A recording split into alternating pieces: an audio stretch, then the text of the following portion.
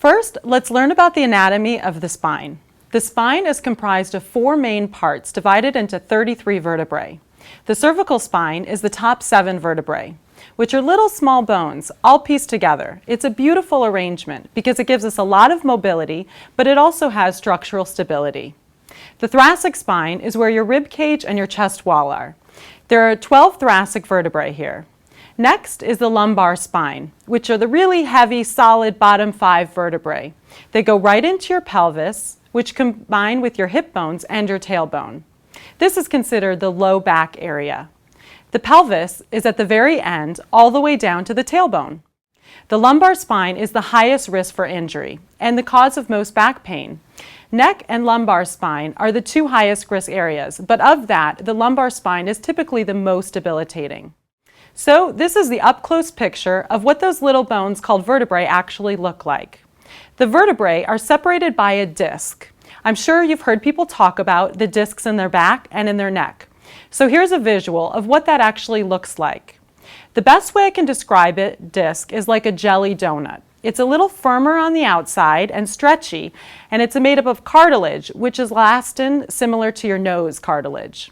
Inside is a jelly-like substance. It's gooey and it gives you a nice shock-absorbing quality to the spine.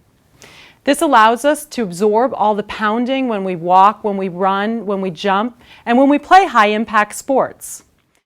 There's also a lot of ligaments around the spine, 7 in total, to stabilize the spine. So those, along with the way the spine locks together, provides the stability of the spine.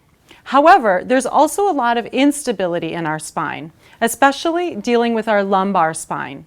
We don't have that solid rib cage holding us in place. Because of this, we depend heavily on the muscles, which are called our core muscles, to hold us in place. Core is a term that describes something which holds all things together. It is the center of which other things are dependent upon. Our core truly is our center. Every single movement in our body starts at our core. Even raising our arms, first it starts at our core. It's our center of mass. All the weight in our body runs through this core, so these muscles are so important.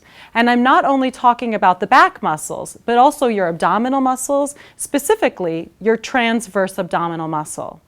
But even your lower muscles, which are called your pelvic floor, comprised of the bladder, the anal, and the vaginal muscles, they're also part of your core, or the foundation of your body.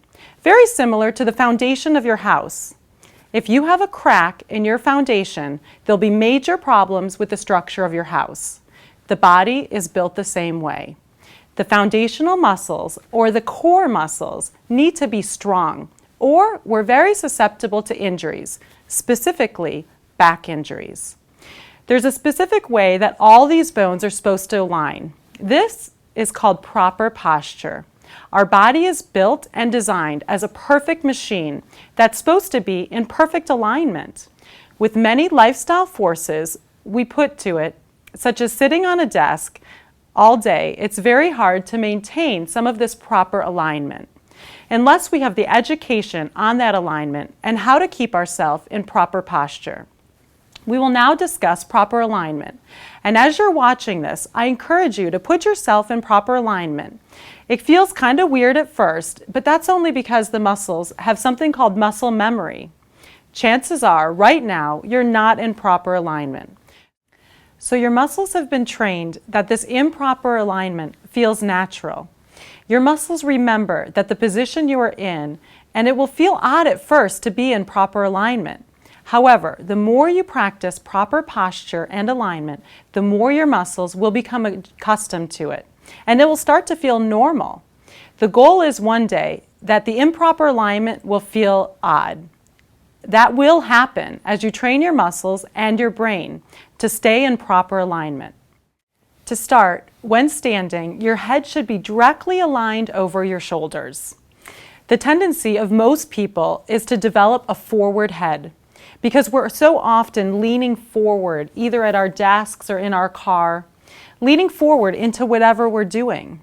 This puts a lot of strain on our neck over a prolonged period.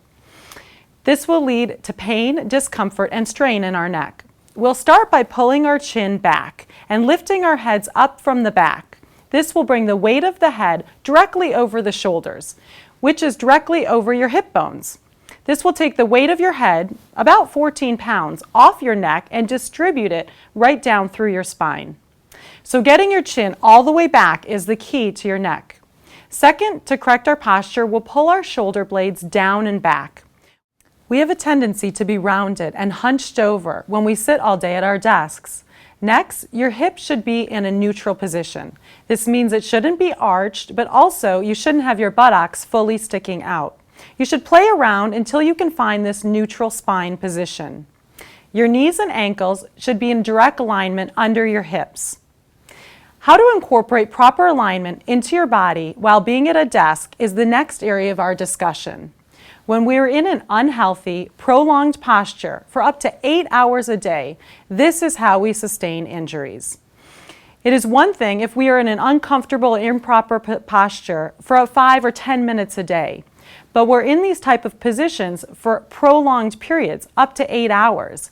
That's when we start to develop injuries.